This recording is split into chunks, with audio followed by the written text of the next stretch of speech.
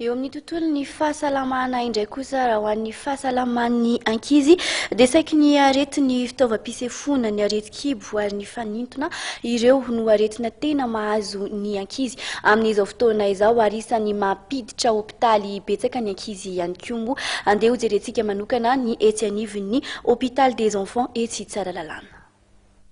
Nahazo fanomezana ahitana boky maro samihafa avy amin'ny ministeran'ny kolontsaina sy ny vakoka miaraka amin'ireo mpiara-pionantoka aminy ny hôpitalin-dreny sy ny zaza etsy Tsaralalàna. Nitotosainy tolakandro ny lanonana fanolorana zany fitaovana zany. Manome lanjany lehibe tokoa ny fahasalamana indrindra ny saina tomady ny ministeran'ny kolontsaina sy ny vakoka. Ity zany dia efa atao hoe ao anatin'ny asa fampiarana an'ilay politika ny boky izay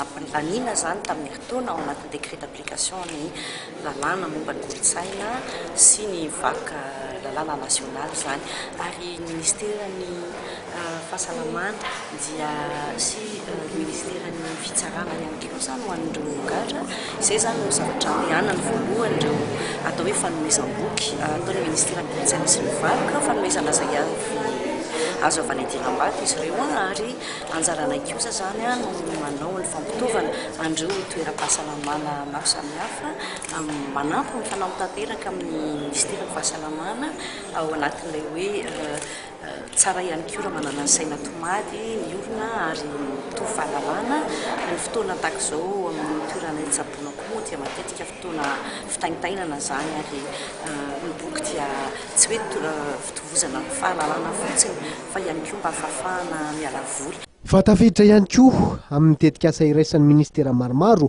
antsoina hoe ankizy krismasy izao fanolorana fanampian'izao. Araka ny fanampanazavana voaray nandritra ny fotoana dia ankizy sahirana misy 3 alina sy 4 hetsy manerana nosy no tokony azo tombontsoa amin'izany tetikasa zany.